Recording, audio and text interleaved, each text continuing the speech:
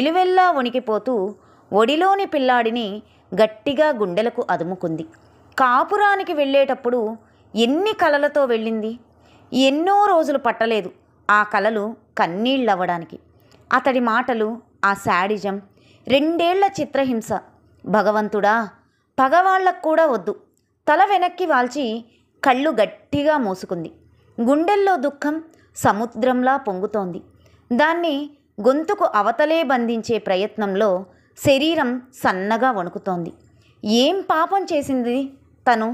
తనకి శిక్ష ఎందుకింతగా పరీక్షించాడా భగవంతుడు తనని? అసహాయంగా అనుకుంది జయంతి.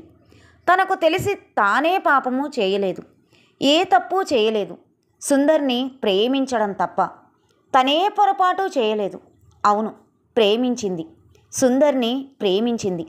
ఆ ఆలోచనే ఆమెకు చిత్రంగా తోస్తోంది.